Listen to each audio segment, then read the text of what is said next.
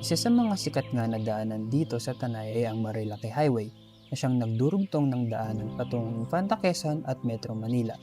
Ngayong araw ay pupuntahan natin ang mga sikat na camping site dito sa Marilaki na isa ring kilala at sikat pagdating sa magagandang bulubundukin ng Sierra Madre, ilog at mga sea of clouds. Kaya tara, samahan niyo ako lakbayin ang bayan ng Tanay Rizal.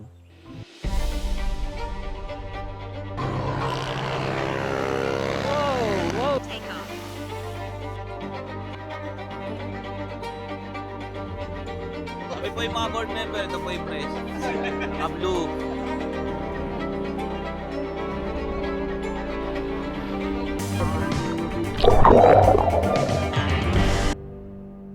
So guys, good morning. So punta tayo ngayon ng Tanay. Kasama natin yung airpods natin, then kasama natin yung mga kapitbahay natin dito. So tara, punta natin sila sa labasan kasi nung kami magkikita-kita. Medyo madami-dami kami ngayon kasi napag-usapan kagabi na mag-rides pagtas namin mag-basketball. So, prepared naman sila. Sanay sila sa ganito. So, sama tayo bilang videographer nila. Let's go. Compartment check tayo. Sinetapan ko na yung drone ng isang battery para mamaya pag may magandang view, lalabas na lang natin, then papaliparin natin. Kasama natin yung DJI mic, konting gamit, then mamaya pang stand natin doon, pang video-video natin sa may dagat sa tabi ng dalampasigan. Okay.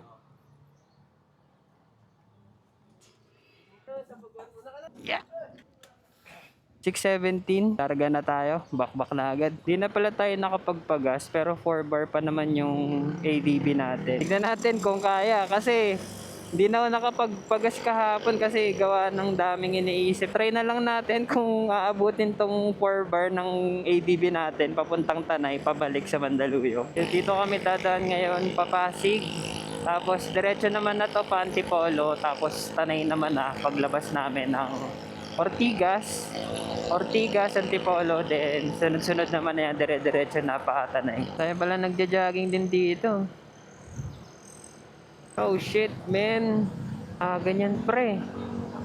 Ano yan, napascroll pa sa Facebook ko. Sobrang underrated talaga ng lamig dito sa Antipolo. Mas nalalamigan ako dito pag paakyat na kayo ng Antipolo para pa Marilaki. Mas malamig siya kaysa Tagaytay. Sa Tagaytay kasi, lalamig lang dyan ng mga around 8 hanggang 12, hanggang madaling araw. Pero dito kasi, parang alas 5 pa lang, sobrang lamig na eh. Tapos ganitong season, kailangan mo talaga ng matinding makapal na jacket. Pag-usapan na lang natin guys, habang bored tayo sa biyahe. Ano ba yung mga essential kapag naglo-long ride? Lalo na yung mga ganitong grupo-grupo. Unang-una na dyan guys, syempre kailangan nyo ng comms. I recommend Freedcon para sa matibay na o pang matagalan na comms. Lalo na kung meron kayong OBR na kasama. Kailangan nyo to. And kung may mga grupo kayong ganito na lagi naglo-long rides, I suggest na bumili kayo ng comms guys. Kung gusto niyo ng budget meal, nandyan naman yung Freedcon. Meron sila dyang 4 to 6 intercom for groups. Meron namang pangdalawahan lang na mas mura. Alam ko nasa 1.5 to 2K lang yon. So meron na agad kayong comms. Second essential na kailangan nyo, gloves. Siyempre huwag kayong maglo-long ride na wala kayong gloves. Kung ayaw nyo mangitim yung mga kamay nyo sa katagalan at magkakalyo, bumili na kayo ng gloves. Meron dyan sa TikTok ko, sa Yellow Basket. Joke lang. Number 3, essential suggestion. Kung meron kayong action camera, kailangan nyo ng mga pang-mount. Bumili kayo ng helmet chin mount, yung nakalagay dito ngayon sa helmet natin. And then, bumili din kayo ng ganito, lalo na kung gusto nyo makita yung overview kasama yung OBR nyo, sobrang helpful siya. Lahat yan guys ng sinasabi ko nasa TikTok shop ko. Number 4, essential kapag naglo-long ride. Bumili kayo ng motophone holder. Lalo na kung solo rider kayo or group rider na marami kayo, kailangan nyo ng phone holder. Lalo na kung bored kayo sa biyahe, pwede nyo i-connect yung Freedcon nyo dito. Kung wala naman kayong kausap sa intercom nyo, connect nyo lang yung comms nyo dito. And pwede na kayo mag-video okay or pwede na kayo magkakanta dyan. Kahit sintonado, pwede. Kanta ka lang, walang sasaway sa'yo. Trip mo yan eh. Time check, 7:06 ng umaga. Andito na tayo sa Puting Bato. Ito yung malawak na kalsada na ni road widening noong panahon pa nang hindi ko alam. Pero lumuwag yung daan dito. Dati nakatira kami dito, ang sikip ng daan. Ngayon, napakalawak. Mabuti naman. Salamat. Salamat Antipolo, shoutout. Shoutout sa'yo. Naalala ko nung kabataan ko guys, naakyat pa namin to ng bike. Ngayon, wala na eh. Masasakit na yung tuhod, matatanda na kami. Dati magbabike pa kami, tapos magbabasketball pag uwi. Ang daming energy. Ngayon, nagmomotor ka lang pag uwi mo, masakit na yung katawan mo eh. Dito na tayo sa Arco ng Pabuso-Buso. Grabe talaga yung lamig dito. Parang pinipitik ka eh. Parang kinukurot ka. Iba yung lamig dito guys. Try nyo mag-unwind dito or mag long ride pa Marilake o Tanay. Sobrang lamig. And besides of that, merong sea of clouds. Sa totoo lang, may sea of clouds. Nag-stop over pala kami muna guys. Bumili sila ng mga pampulutan nila mamaya. Magiinuman nata ito mamaya eh. Pero light lang. Sorry sa voice ko. Sobrang ang lamig kasi putik.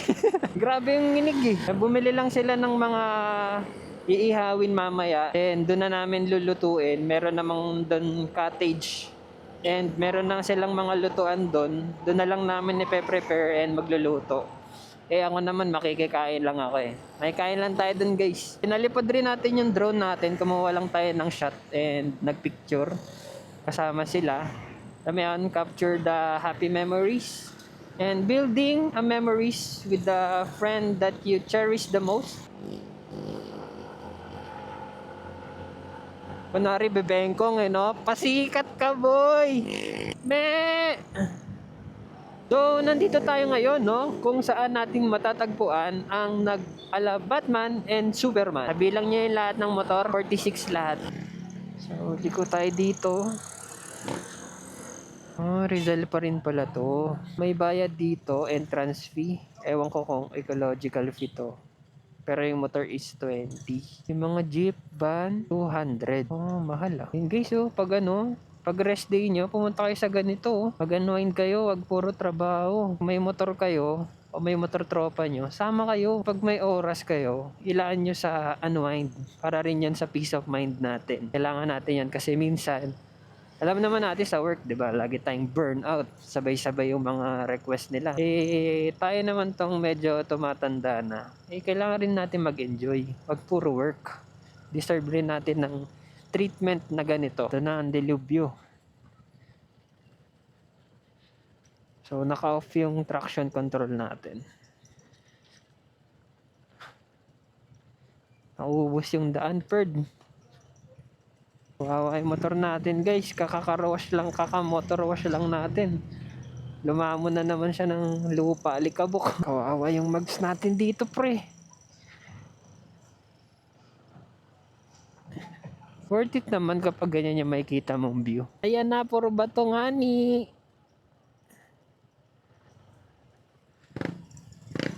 Ah shit. Reyes Camping Site. Tara, park na natin to nang makapag-prepare na tayo ng mga lulutuin.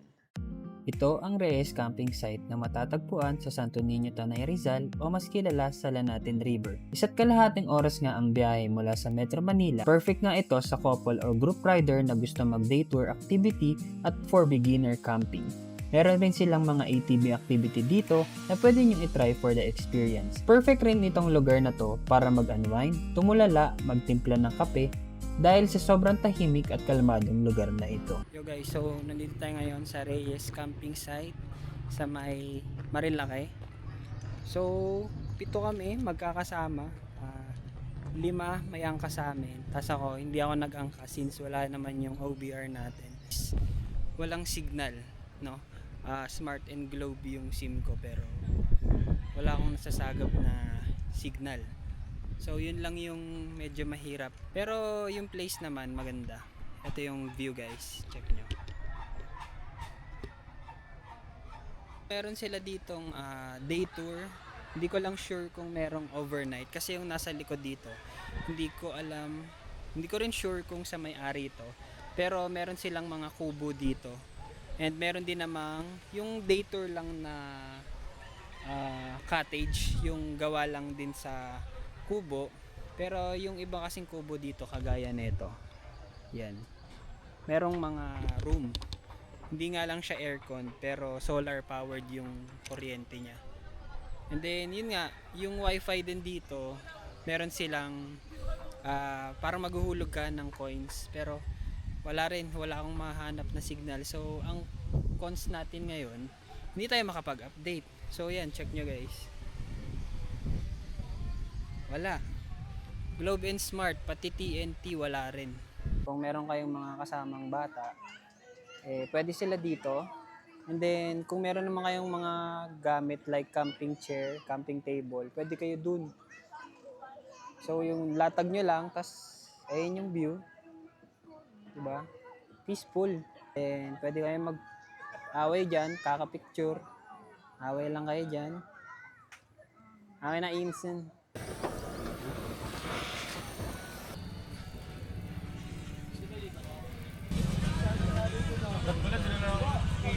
Kami po yung mga board member, ito po yung press. Yan, naka-blue. Kasi kami yung mga board member, ito po yung may-ari. Yan po. Kami mga utusan ka mo. Ano lang po kami? Taga-inom lang kami. Wag lang talagang lulubog, basa lahat ang drone.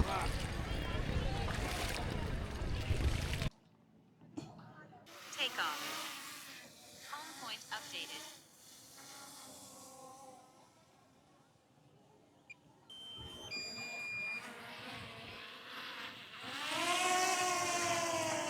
So yung kinuha ko na pala dito sa DJI Mini 3 na drone is yung Flymore combo na. So meron na siyang extra batteries.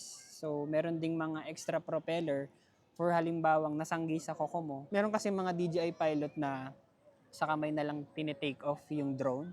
So minsan sumasagi yung koko nila kapag mahaba. So biglang tumitiklop yung propeller. So, mas maganda na kuhain nyo na guys yung Flymore combo para hindi kayo nabibitin sa flight time. Let's go! Balik! Time check. It's 1:18 na ng tanghali. So, kakatapos lang namin mag-swimming doon. So, nasa harap lang kasi namin yung ilog. So, nakikita naman yung cottage namin. So, kahit iwan namin, okay lang. At least secure pa rin namin yung gamit. Nakikita namin dun sa may ilog. Ito rin yung mga niluto namin kanina pagdating namin. So, tambako lata to.